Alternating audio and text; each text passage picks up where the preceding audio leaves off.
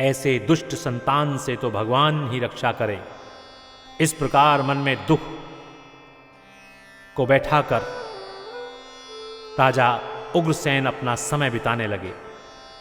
जब कंस 8 वर्ष का हुआ तब वह अकेला मगध देश पर चढ़ गया। राजा जरासंध को जाकर ललकारा। जरासंध जो बड़ा प्रतापी और बलवान था, कंस ने जाकर उससे मल्ल युद्ध किया और कंस ने उसे पछाड़ दिया। तब जरासंध ने यह विचार किया कि कंस तो बड़ा बलवान है, और यह सोचकर उसने अपनी 2 कन्याओं का, जो कि रूप और गुण में बहुत श्रेष्ठ थी, कंस के साथ विवाह कर दिया। जब कंस दोनों स्त्रियों के साथ मथुरा पहुंचा और उसने अपने पिता राजा उग्रसेन को प्रणाम कर अपनी विजय की कहानी सुनाई, तब उग्रसेन बड़े आश्चर्य में पड़े और सोचने लगे कि हो न हो यह दुष्ट कहीं मुझे भी न सताने लगे। अंत में उनका ख्याल सत्य निकला। एक दिन जबकि राजा उग्रसेन बैठे हुए भगवान के ध्यान में लीन थे और राम राम का जप कर रहे थे, तब कंस ने उनसे क्रोध कर कहा, तुम ये क्या बैठे बैठे राम राम रटते हो? महादेव महादेव क्यों नहीं कहते? अब आज से राम राम कहना छोड़ना होगा और महादेव महादेव जपना होगा, क्योंकि शिव जी में वह शक्ति है जो सब पापियों को उनके पापों से मुक्त करते हैं। केवल एक शिव जी ही संसार में ऐसे देवता हैं जो मिट्टी को भी सुमेर स्वर्ण का पर्वत कर सकते हैं। हे परीक्षित, जब कंस ने राजा उग्रसेन से ऐसा कहा, तब उन्होंने कंस को उत्तर दिया, हे बेटा, क्या करूं? अब तक मुझे कोई ऐसा गुरु नहीं मिला था जो उपदेश करता। अब तो मुझे नया गुरु मिला है जो ऐसी शिक्षा दे रहा है। मानो अब तक मैं इस बात को जानता ही नहीं था। क्या राम और शिव कोई दूसरे हैं? जो राम है वही शिव हैं। मेरी जानकारी में सब एक ही हैं, परंतु मैंने राम को ही अपना इष्ट देव समझा है और वही मेरे कर्ता धर्ता हैं। राम को छोड़कर भला मैं इस असार संसार को कैसे पार कर सकता हूं? उसने बिना भवसागर से पार लगाने वाला कौन है? हे राजा परीक्षित, जब राजा उग्रसेन ने ऐसे कहा, तब तो क्रोधित हो कंस ने उसे एक लात जो ऐसी मारी कि वह सिंहासन से लुढ़क कर पृथ्वी पर जा गिरे। तब कंस स्वयं उस सिंहासन पर जा बैठा और राजगद्दी पर बैठते ही उसने अपने को राजा मान लिया। फिर नगर में यह ढोंडी पिटवा दी कि अब आज से कोई मनुष्य जब तप धर्म यज्ञ होम नहीं करेगा और न कोई राम का नाम लेगा। जो हमारी आज्ञा का उल्लंघन करेगा उसे कठोर दंड दिया जाएगा। तब भला ऐसा कौन था जो कंस के अत्याचारों को जानकर भी धर्म करता।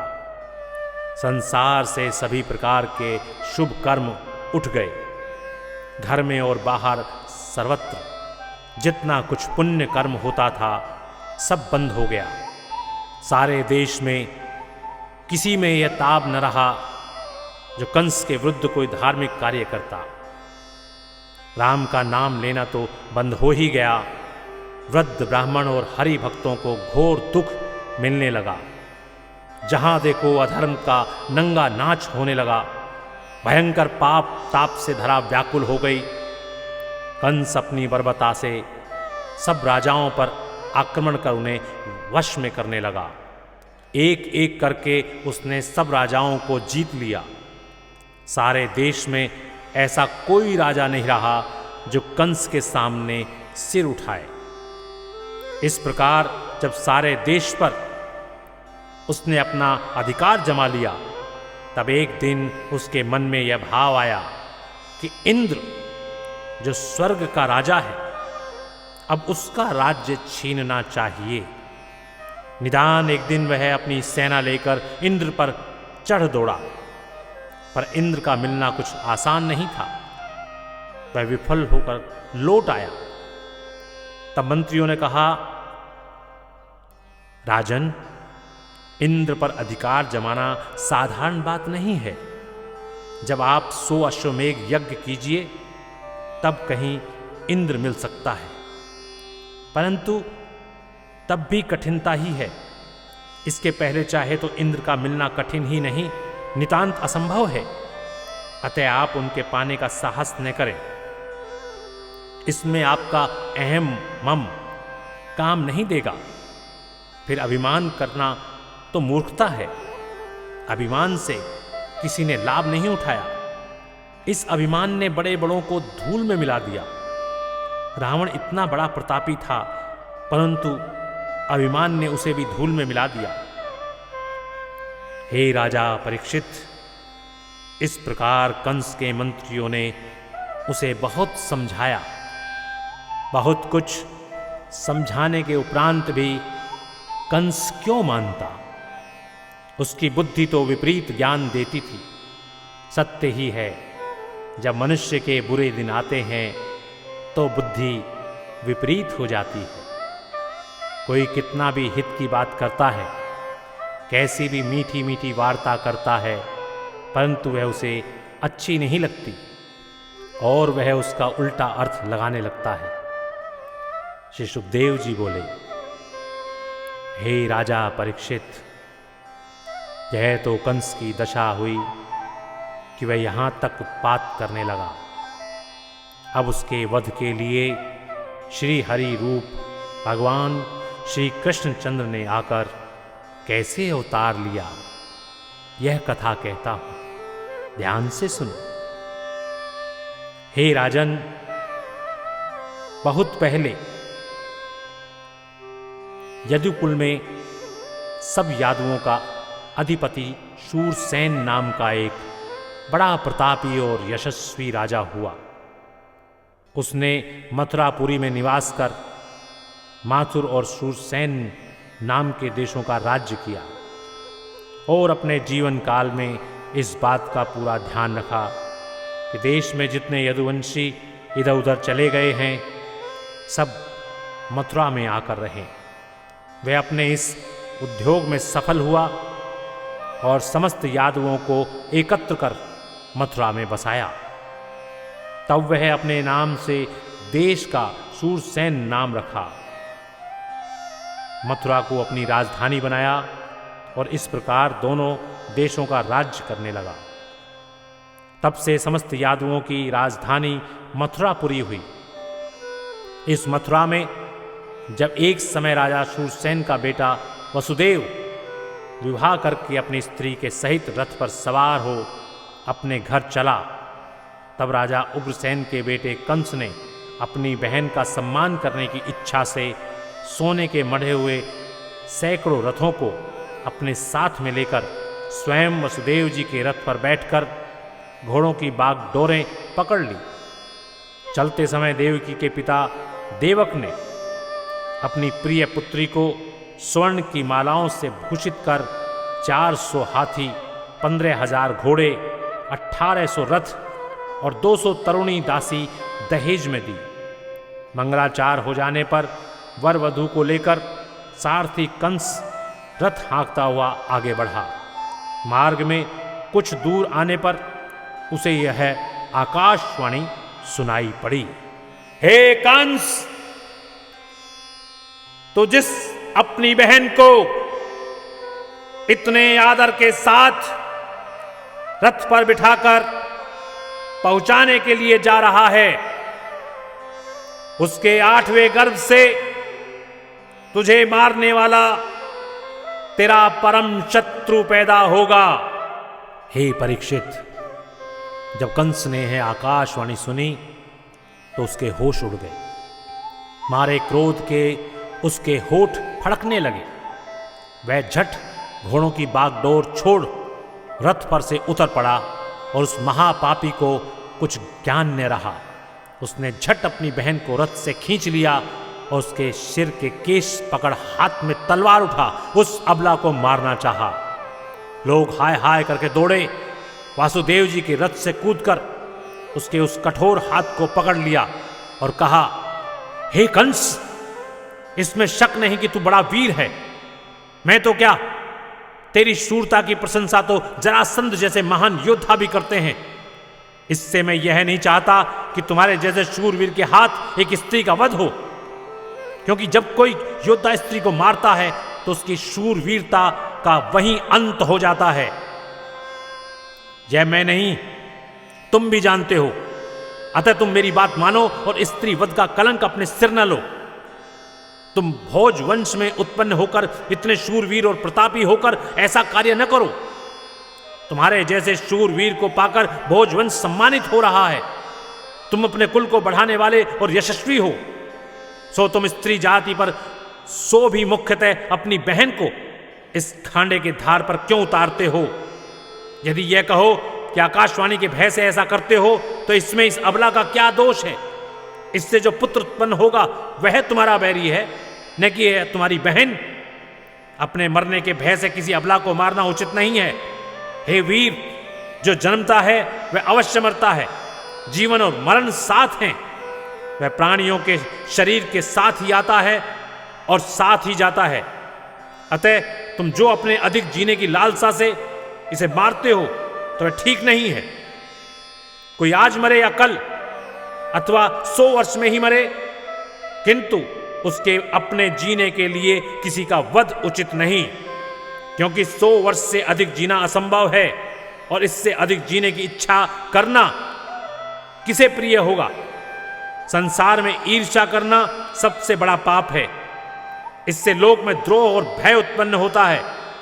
अतः जिसे अपने कल्याण की इच्छा हो उसके लिए यह पहला कर्तव्य है कि वह किसी से ईर्ष्या न करे, किसी से बैर न करे।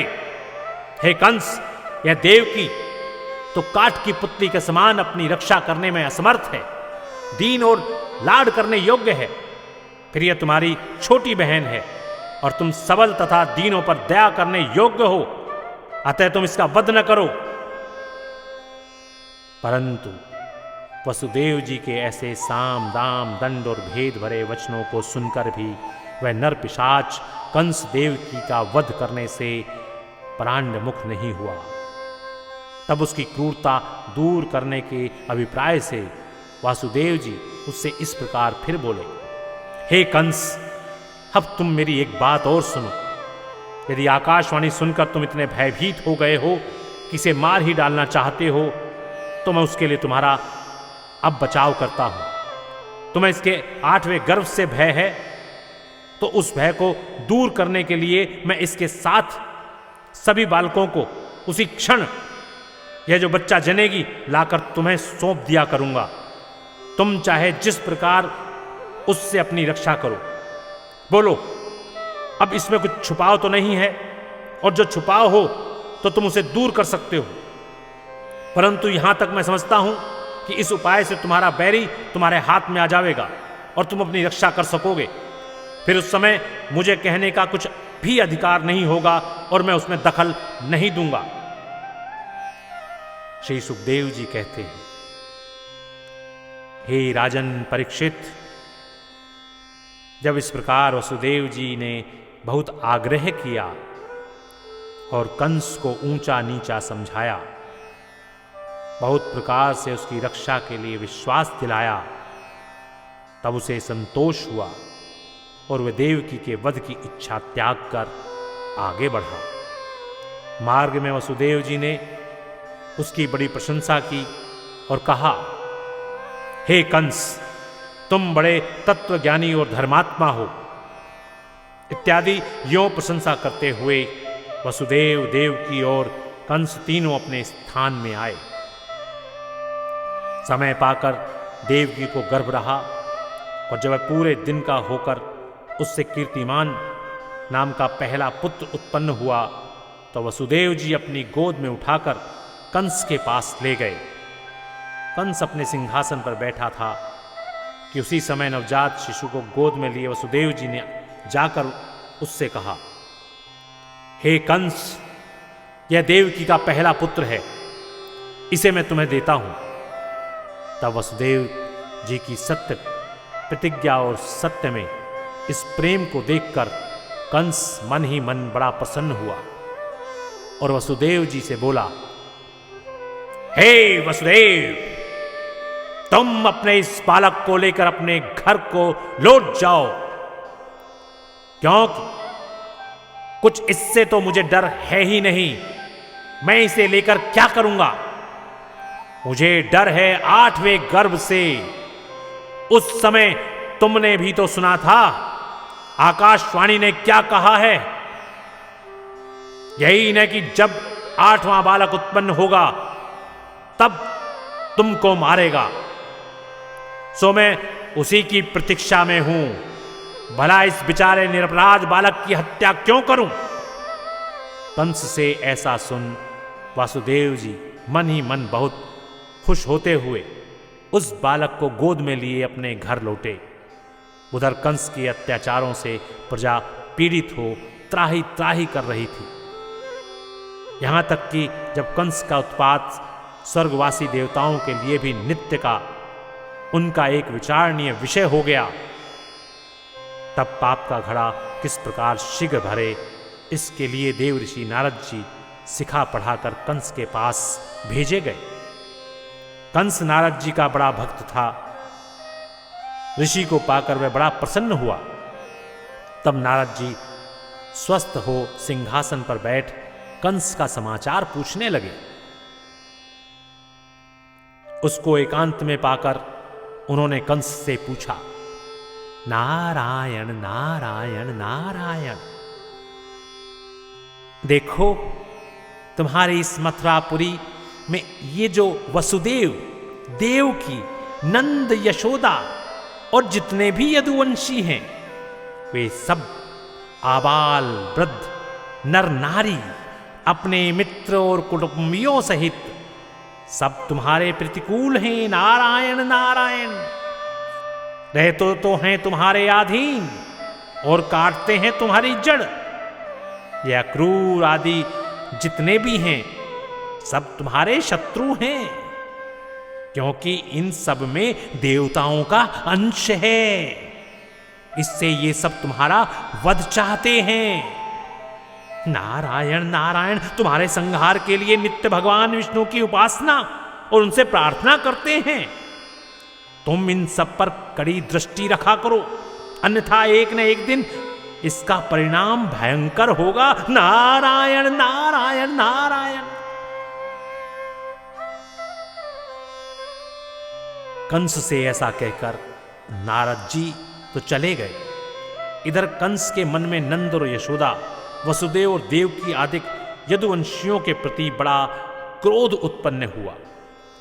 वह यादवों को देवता जान और देवकी के गर्भ में विष्णु भगवान हैं जो मेरा वध करेंगे, ऐसा समझकर वह समस्त गोपों को कष्ट देने लगा और वासुदेव देवकी के पांव में तो बेड़ी डालकर उन्हें जेल खाने में बंद कर दिया। एक तो वह आकाशवाणी से यूं ही चिढ़ा हुआ था, दूसरे नारद जी ने आकर उसकी क्रोधाग्नि को और भी भड़का दिया। अब विष्णु के भय से देवकी के गर्भ से जो जो पुत्र उत्पन्न होते गए, कंस उन्हें ले लेकर सबका वध करता गया। हे राजा परीक्षित, वास्तव में कंस राक्षस था ही, क्योंकि इसके पहले जन्म में वह कालनेमी नामक राक्षस था, जिसे भगवान विष्णु की इच्छा से ही हनुमान जी ने मार डाला था। वही कालनेमी अब कंस होकर उत्पन्न हुआ। तब भला वह कंस यादवों को देवता सुनकर उन्हें कैसे चैन से रहने देता। वह यादवों के प्रत्येक कार्य में विरोध करता, उन्हें नाना प्रकार के कष्ट देता। कुछ दिन बाद तो वह सब यदुवंशियों, भोज और अंधकों तथा इनके सरदारों सहित अपने पिता राजा उग्रसेन को भी बंदी गृह में डालकर स्वयं ही शूरसेन आदि सब देशों का एकाधिपत्य स्वामी बन बैठा। बोलिए श्री कृष्ण भगवान की जय। इति श्री प्रथम अध्याय श्री कृष्ण चरितम का पहला अध्याय भक्तों यहां समाप्त होता है। स्नेह के साथ बोलिए श्री कृष्ण भगवान की जय। श्री कृष्णं शरणं मम, श्री कृष्णं शरणं मम, श्री कृष्णं शरणं मम, श्री कृष्णं शरणं मम।